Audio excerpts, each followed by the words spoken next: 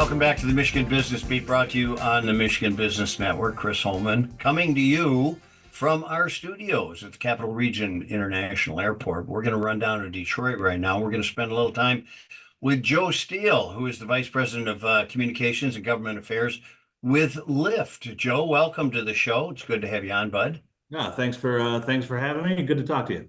Well, we want to find out what Lyft is, right? So this is an obvious way to do it. What is Lyft? Yeah, thanks for the opportunity. Lyft is a Department of Defense National Manufacturing Innovation Institute. So we're a nonprofit public-private partnership whose mission is to drive American advanced manufacturing into the future through technology and talent development. So we're one of 17 of these national manufacturing innovation institutes around the country. We just happen to be located and headquartered here in the Corktown neighborhood of Detroit, where we've been for the last 10 years, and we've grown tremendously in taking part in our charter, which is to, as I said, accelerate the adoption of new technologies and new advancements in those technologies for the DoD, for the broader industrial base across the nation, and to make sure that our talent, for our next generation of advanced manufacturing talent, is healthy and robust going forward. So I know everyone for talent in advanced manufacturing, so that is part of our charter as well. So it sounds like a lot of things because, well, it is. And that's why the Department of Defense set us up about 10 years ago. Joe, it is a lot of things. And before I move into not only that sounds like a lot, how do you do it? I want to know this private-public partnership. How does that work? Because that's tricky business. Yeah, so we really work by connecting industry, academia, and government to solve these problems, solve these advanced manufacturing problems. For example, the Department of Defense knows they want to make hypersonic vehicles or hypersonic weapons, things like that. But what they need to understand, they need help, right? The DoD is a big organization, but they need help. So academic organizations, universities are doing early research. And there's other companies like your OEMs, your Lockheed Martins, your Raytheons that are actually making these products. There's a gap in between that early research side and the commercialization side. And that's where we live.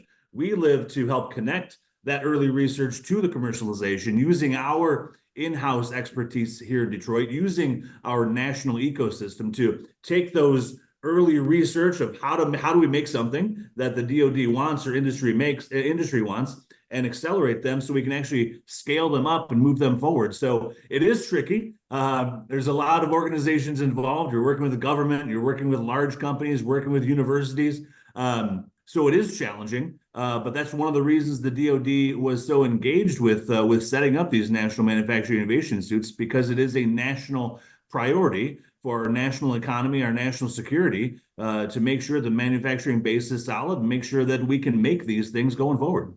Well, it's interesting because we always talk about like the DoD and the feds needing these things, but we forget that they don't build these things. Correct. They rely on that industrial base. Yeah.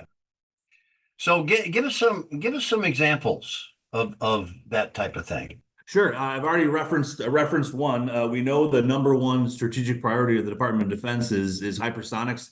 Making these vehicles that can go Mach 5, Mach 6, Mach 7 to get to where they need to go. We've heard reports of some of our adversaries around the globe having these capabilities. I can't speak to where the United States is, but we want to make sure that we're ahead of our adversaries wherever we can as it relates to technology for our warfighters. So we work at the intersection of advanced materials, manufacturing processes, and systems engineering.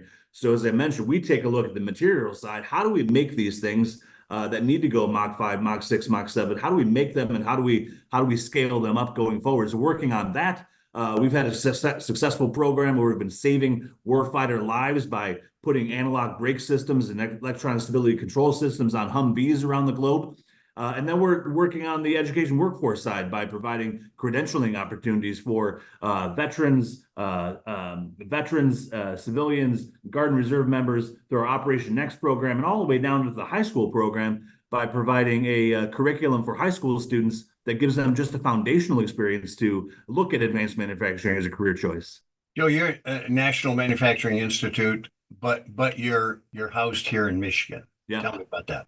Yeah, we're proud to be home here in the heart of American manufacturing. We want everything that we do to really happen in Michigan first. I'm here in our Corktown facility. We've been here for 10 years. I like to say before Corktown was cool, but we've seen the renaissance that's happened outside of our front windows with the train station and everything else that's been going on here. We've got a project that we're trying to launch at Selfridge Air National Guard Base to actually test these hypersonics materials. So we want everything to happen here in Michigan first, while we understand we have a responsibility for the nation and the defense industrial base from coast to coast.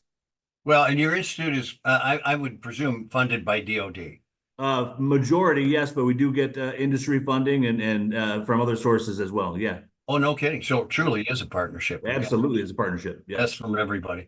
Well, Joe, thanks so much for joining us. We appreciate it. This is really important stuff, and I'm glad we could bring it to light to this business community.